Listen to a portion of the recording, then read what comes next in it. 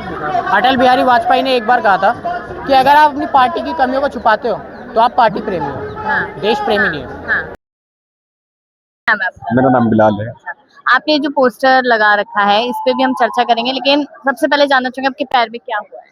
मेरे पैर में फ्रैक्चर हो गया था। मैं घूमने गया था, 3-4 दिन हो गए तो फ्रैक्चर हो गया था। अब आपने लिखा है कि फ्रैक्चर तो ठीक हो जाएगा, लेकिन पेपर लीक वाली समस्या ठीक नहीं घर होगी बैठ के। घर बैठ के।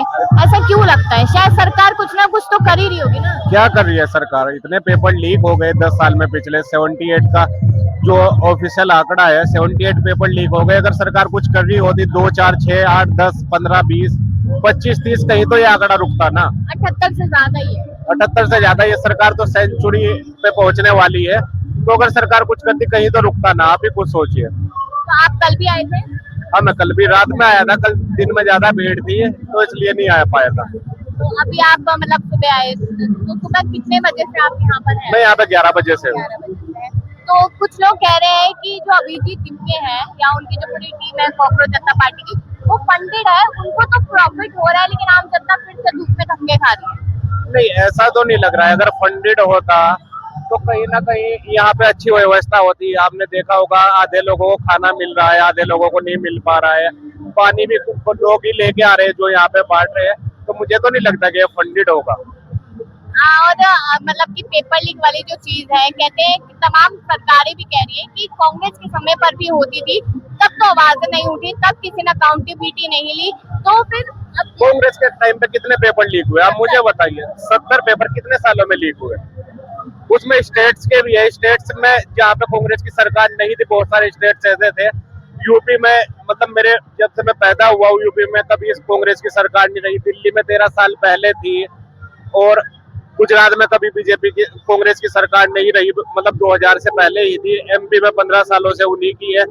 तो वो स्टेट के भी तो वो है ना। अब वही आप देख लो, कांग्रेस की कितने स्टेट में सरकार है? 4 से 5 में है। तो बाकी जो स्टेट्स में है उनमें सब में बीजेपी की है, तो इसलिए बीजेपी को ही जिम्मेदार ठहराया जा रहा है। अब राजस्थान जो पुलिस का पेपर लीक हुआ था, वहां पे बीजेपी की सरकार है, इसलिए उनको जिम्मेदार ठहराया जा रहा है। या कहीं पे भी कुछ भी होगा जहाँ पे जिसकी सरकार होगी वही ना। अब आप बोलने लगो कि स्टेट में बीजेपी की थी और सेंट्रल में कांग्रेस की थी, लेकिन जो वहाँ की स्टेट पुलिस का चुनाव वो होगा, एग्जाम होगा, या कोई भी अगर स्टेट का एग्जाम होगा, तो उसको स्टेट सरकार कराएगी कि सेंट्रल कराएगी? को ठीक करने के लिए स्टेट को भी करना पड़ेगा, सेंट्रल को भी करना पड़ेगा। अकाउंटेबिलिटी की बात है, आपको लग रहा है सच में कि ना तो धर्मेंद्र प्रधान ले रहे हैं और ना मोदी जी अकाउंटेबिलिटी ले रहे हैं? लेते तो अब तक रिजाइन हो गया होता। आज उन्होंने सुबह प्रेस कॉन्फ्रेंस की, मैंने देखी, इतना बेशर्मी से उन्होंने बोला कि पेरेंट्स को जिम्मेदार बनना पड़ेगा। अरे पेरेंट्स ने घर में प्रिंटिंग प्रेस थोड़ी ही लगाई हुई है यार। पेपर तुम प्रिंट करा रहे हो, सेंटर पे तुम डालने जा रहे हो, पेरेंट्स थोड़े ही डालने जा रहे हैं। तो तुम्हारी अकाउंटेबिलिटी है ये, तो तुम देखो ना कि कैसे लीक हो रहा है। आपको नहीं लगता है कि मोदी जी या फिर उनके जो तमाम लोग हैं वो लगातार हिंदुत्व की बात करते हुए नजर आते हैं कि पहले उस चीज को स्ट्रॉन्ग किया जाए, क्योंकि युवाओं का भविष्य तो उसी के बाद ही बनेगा? तो देश सरकार को तो भविष्य से युवाओं का कोई लेना देना ही नहीं है। अगर उनको कोई लेना देना होता। आप ये बताइए, राम मंदिर का मुद्दा इतने सालों से देखते हुए आप आ रहे हो, राम मंदिर बनने से किसी को रोजगार मिला है? किसी एक को रोजगार मिला हो? कुछ घर उजड़े हैं। आप कहीं पे भी देख लो, अभी मथुरा में हुआ, वहां पे डेमोलिशन हुआ, कितने लोगों के घर गए।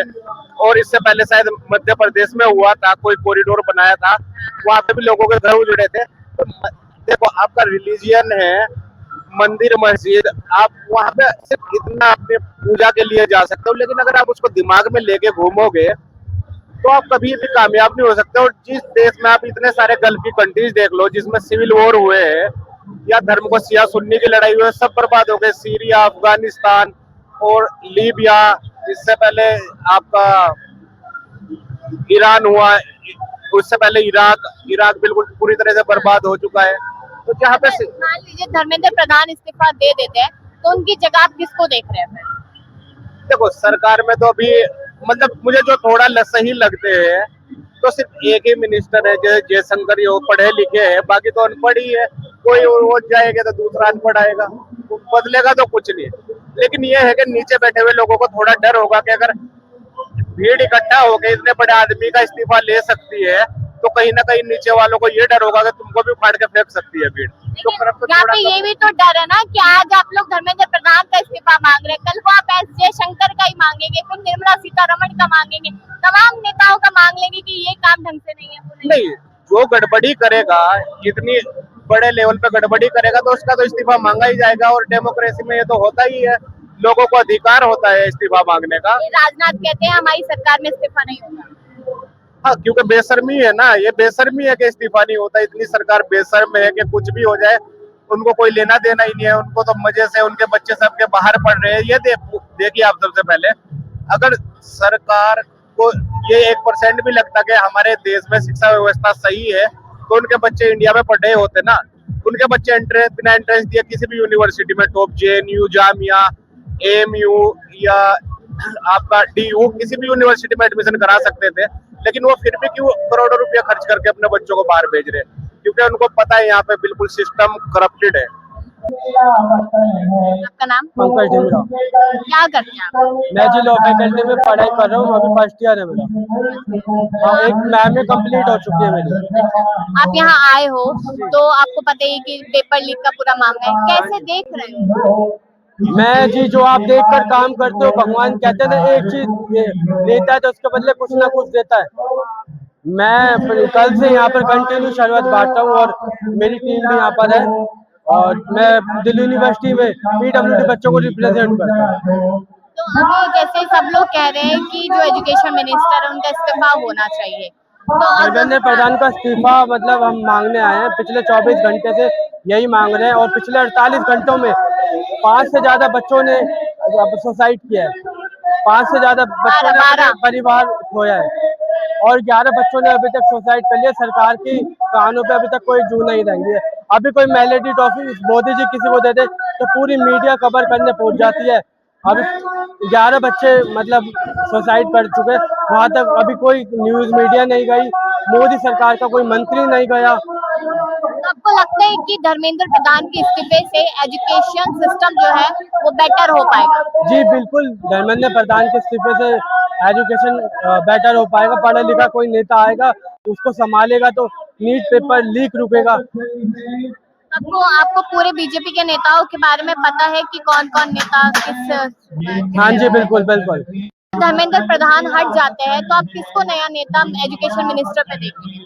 कौन बेहतर कर पाएगा? हम अगर मतलब वैसा तो अभी मैंने कुछ सोचा नहीं है। अगर जैसे खान सर है, फ्री में एजुकेशन, मतलब बिहार में इतने IPS IAS पुलिस में मतलब उनके पोस्ट निकलती है और अभी तो उन्होंने मतलब हॉस्पिटल भी फ्री में इलाज, कैंसर का इलाज दे रहे हैं। हम चाहिए खान सर जैसा हमारा एजुकेशन मिनिस्टर आए ताकि बच्चों को ये समस्या ना देखनी पड़े।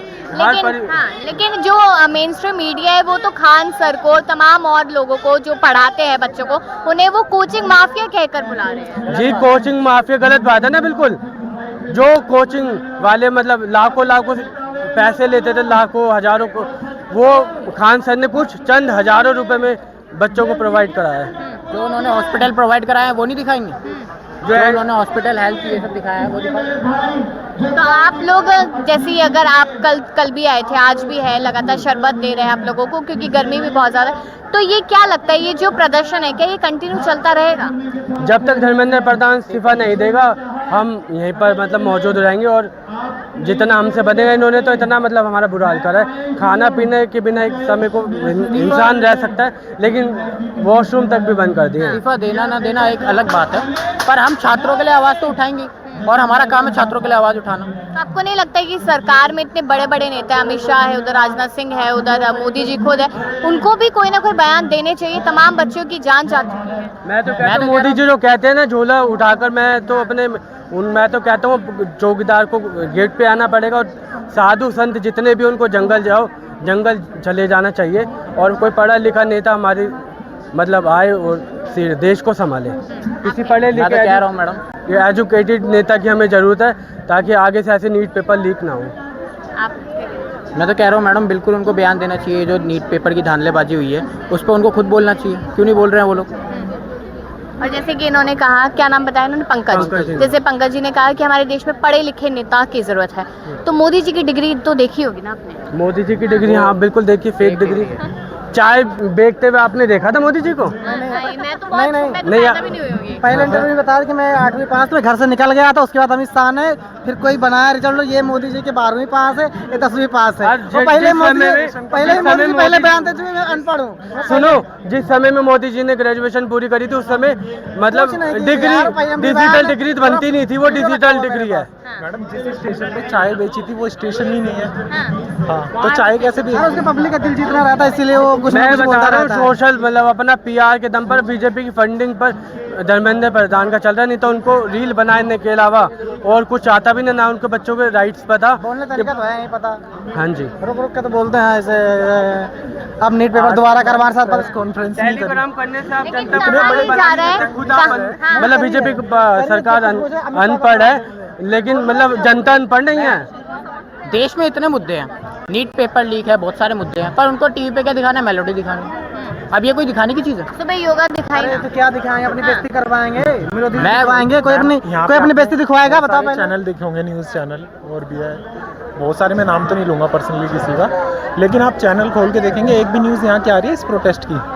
नहीं आ रही ना मैम? ओ, आ रही यार, योगा की आ रही, योगा के बराबर आ रही, योगा मोदी जी योगा कर रहे कोई हैं, न्यूज़ नहीं आएगी, क्योंकि यहाँ ये देश का मकसद नहीं हो रहा ना उनके हिसाब से, कि देश के बारे में थोड़ी ना सोच रहे हैं, युवा हैं ऐसे धक्के खा रहे पंकज जी, आप लोगों को मतलब ये कहा जा रहा है, जितने भी यहाँ पे युवा मौजूद है, कि ये देश के लोग ही नहीं है, देश के युवा ही नहीं है, बांग्लादेश, पाकिस्तान, नेपाल, अलग अलग जगह से आप लोग पहुंचे और देश का माहौल खराब कर रहे हैं। माहौल कैसे खराब करे, मतलब देश की हित के लिए आवाज उठाना है, मतलब माहौल को खराब उठाना है। मतलब राम मंदिर के ऊपर अगर अभी नहीं, बोल नहीं। रहे कुछ बोल रहे वो भारत अच्छा है। देश में जो गलत कर रहे हैं वो सही है, जो सही कर रहे हैं वो गलत है। अगर ये बात खराब करना अगर होता सही जो तो बोलता यहाँ है वो पीसफुली जेल प्रोटेस्ट जाता है, थोड़ी ना करते तो हम। मार दिया जाता है। यहाँ अटल बिहारी वाजपेयी ने एक बार कहा था कि अगर आप अपनी पार्टी की कमियों को छुपाते हो तो आप पार्टी प्रेमी हो, हाँ। देश प्रेमी नहीं हो। हाँ। तो हम देश प्रेमी बनना चाहते हैं, पार्टी प्रेमी नहीं। पार्टियां तो आती जाती रहेंगी, पर हमें अपने देश को बचाना है, देश के युवा को बढ़ाना है, और देश के युवा जो देश का युवा एक ही सवाल है जो जॉब कि आप चाहते क्या हैं, आपका मकसद क्या है, बस आप मकसद एक बता दीजिए ना। जहाँ देश पे का वहाँ- विकास 2047 तक विश्व गुरु बनाना। कौन जिंदा रहे किसी को पता है? मोदी जी जिंदा कौन रहेंगे। रहे? जो अभी है उसको हाँ मोदी जी रहेंगे तो पता है सबको। आज ना मतलब 2026 में ऐसा नहीं लगता, आज हमें ऐसा लगता है हम 1950 में जी रहे हैं। टेलीग्राम बंद कर देना, हम हिंदू मुस्लिम ही दिखा रहे हैं, हिंदू मुस्लिम के अलावा और कुछ नहीं दिखा रहे हैं। हाँ, गलत है। आप 1950 की मैं बात करूँ तो हिंदू मुस्लिम नहीं होता था। 1947 में देश आजाद हुआ, सब लोग साथ थे। हाँ, साथ है, सब लोग साथ हैं। 2047 में बोल रहे हैं, मोदी तो 27 में ही हट जाएंगे। हाँ बिल्कुल मैम, नहीं हटेंगे। वो ईवीएम हैक करने के बाद जला देता है। ईवीएम हैक करने के बाद जला देता है। मेरा ये कहना है कि देश में इतने मुद्दे हैं, बस आप हिंदू मुस्लिम मत दिखाओ, पाकिस्तान भारत ये मत दिखाओ। आप इंडिया का कंपेयर पाकिस्तान से कर रहे हो, इंडिया का कंपेयर चाइना से करो ना।